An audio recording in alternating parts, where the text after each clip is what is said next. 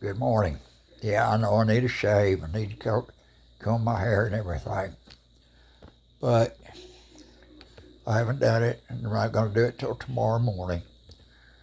So I won't look pretty till then. And even if I do it, I won't look pretty, I guarantee you. What I wanted to do today is I wanted to introduce myself. My name is Gene Van Diemen.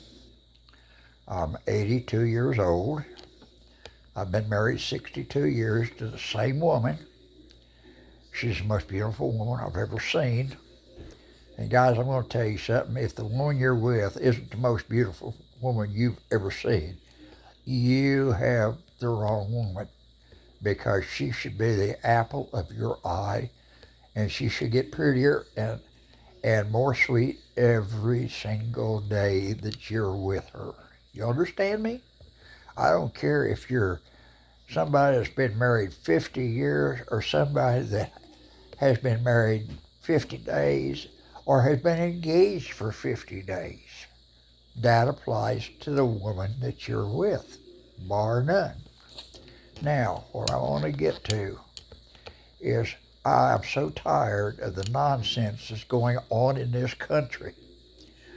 We have a duly elected president. His name is Donald J. Trump. He is probably the best president that I have lived under. And I've lived under 17 different presidential administrations, from Franklin Delano Roosevelt up until the second term of Donald J. Trump. Harry Truman was the first president I really remember, because I was born in 43, but I remember him being president in 1950 and 1949 and 1950 when I started school. I remember hearing him on the radio and seeing him on the TV. And Harry Truman would be a Republican today. I guarantee it. Truman was straight up, and he had a sign on his desk that said, "The buck stops here," and he was right. The president is where the buck stops for this country. President Eisenhower, Ike, was kind of a so-so president. He is responsible for our interstate system. He had the foresight to know that the country was going to grow and that we were going to need a better infrastructure. And he was I won't say the architect of the interstate system, probably the father of the interstate system. He was more of a military man than he was a civilian. He was likable. He was a fair president, I'll say that. And then we had John Kennedy. And John F. Kennedy, I think, also would be a Republican today. He wasn't near as liberal as his brother Teddy. Teddy was an idiot, to be honest with you. He was also a murderer. He killed that girl at Chappaquiddick as sure as shooting. I mean, he was either that or the biggest coward that ever lived, to leave a 20-some-year-old girl in a car sinking in a river, and he swims off and saves his own butt. He should have been prosecuted for it. He really should have. Now, let's get on to it today. The things that are going on in our country today are a disgrace. I mean, an absolute disgrace. You nitwits in New York City elected an avowed communist, a Marxist, to be your mayor. Whatever he gives you up there is what you deserve. I mean, you absolutely deserve it for electing that nitwit for a mayor. Seattle, you did the same thing, and you're going to suffer for it too. In fact, you're already suffering for it. I saw it today where they're not going to be arresting anybody for drug use. How stupid can you get? I mean, that is absolute stupidity. Now, for the deal in Minnesota, I don't know any Somalians, and I'm glad because I don't think I'd like them. I know Ilhan Omar, the representative for that district that includes Minneapolis.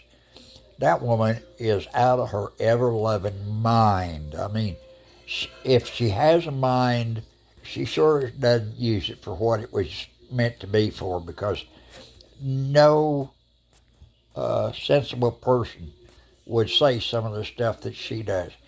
And to curse the United States and say that she represents the country of Somalia in our Senate, she doesn't belong there. They should censure her and they should expel her. Period. That's all I've got to say. Well, she's not a senator. I guess she's a representative. They should expel her from the House of Representatives. Her and that AOC, Anastasia Ocasio-Cortez, she needs to be expelled. And there's a couple others, I can't think of their name. One of them starts with a T. She's a blowhard, if there ever was one. I don't know where they come up with these people. The Democrats have absolutely lost their mind. I call them the Dippo-crap-unists. Number one, they're dim wits. They have crappy policies, and they are communistic in their thoughts. They say socialist. There's no such thing as a socialist. A socialist and a communist are the same thing. The socialist policies have not worked anywhere. I mean, as many countries that have tried it, it just doesn't work. The only country that has come close to working in, I think, is Sweden, and they're kind of so-so. But other places, it just doesn't work. Sweden has kept enough capitalism that it's kept the country running. Let me put it that way. Now, as for Maduro, this guy from Venezuela, our Democratic senators and representatives are running around wringing their hands saying, oh, we shouldn't have done it, we shouldn't have done it, we shouldn't have done it. We violated the law, we violated the law. No, we didn't either.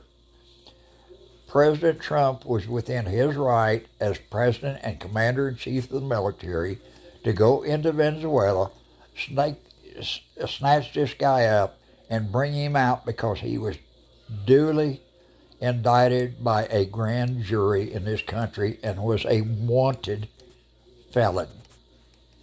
I'm going to call him a felon because that's exactly what he is. The fentanyl coming out of Venezuela, the cocaine coming out of Venezuela, and the heroin coming out of Venezuela have killed hundreds of thousands of American citizens. So what he did was he went in, he got this criminal to make the United States more secure. And guys like Chuck Schumer and old pencil neck Schiff in the House are ready to impeach him. They're ready to throw him in jail. I mean, they've tried. The charges that he was convicted of in New York were completely bogus. They've already proven that. Letitia James is in more trouble than she can shake a stick at. Fannie Willis, well, she got her fanny in a sling, let's put it that way. Both of them are on the verge of being disbarred by the bar associations in their states. Uh, Willis, not Willis, Letitia James, from all, uh, from the looks of everything, has committed felonies, the same felonies she accused Donald Trump of, but she's guilty of them. There's almost no doubt about it. They say alleged, but alleged doesn't do the job. Then we have Omar Ilhan. She needs to be thrown, and not only thrown out of the House of Representatives, she needs to be deported. She needs to be sent back to Somalia to the people that she loves so much and that she advocates for so much. Let her go back there and advocate in their country for it. Now, I don't want to upset YouTube, but this may. I have no problem with the gay community. I really don't. If they want to do what they do, that's fine with me as long as they don't try to force it on me. But when they try to force it on me, I'm going to fight back. And the big thing right now are the transgender women. There is no such thing. A transgender woman is a man that is not able to compete with a man and win. So he goes and he says, well, I'm a girl or I'm a woman. No, you're not. But the thing of it is, people believe him. I mean, you got to be nuts to believe that a man can become a woman or that a woman become a man. It's not impossible.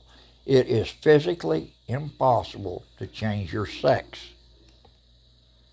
And your sex is your gender, by the way. That's determined at birth. I don't care what anybody says. And in fact, it's determined at conception. I mean, the minute the sperm hits that egg, it determines whether you're going to be a boy or a girl right then and there. There's no other argument about it. It happens then, and it stays that way for eternity. The only reason these guys are saying they're girls is one of two reasons. Either they want to win in sports, which they do quite handily. I mean, there's not many women that can stay up with even a weak man. I'm not saying that women are inferior, because they're not. It's just that a man physiologically is so much different and so more muscled than a woman, that a woman can't compete against her and do it fairly. Let me put it that way. Or they're a pervert and they just want to get into the girls' bathrooms and the girls' locker rooms and perv on them. I mean, that's probably the biggest reason right there. And if you listen to these female athletes that have been in the locker rooms and the bathrooms and the showers with them, they'll tell you the same thing. All those guys there do is perv on them. So let's get them out. Let's pass a law to get those idiots out of the women's bathrooms nationwide, worldwide. NCAA, which is a organization to begin with needs to get their act straight. IAOC, the Olympic people, should get their act together and straighten this out. That's the only way it's going to happen. As for California and Massachusetts and any other state that is allowing this to happen, Oregon is one of them that's allowing this to happen, shame on you. Shame on you. There are good people in those states, and I feel sorry for them, but the ones that voted for the leaders out there, I ain't got no sympathy for you at all. I mean, none. Absolutely none. Zip. Nada. None. You live with what you got. I just want to say also that I put my faith in God for everything that I do. I mean, He is the one that I love the most. And I say that, and it may sound strange, but I've got to love God before I can love my wife and my family. Before I can live my country, I've got to put God first. If you would take your Bible, turn to Romans chapter 10, read the chapter, and when you come to verses 10 through 13, please reread them and do what they say and ask Jesus into your heart as your Lord and Savior. That's it for today. Bye.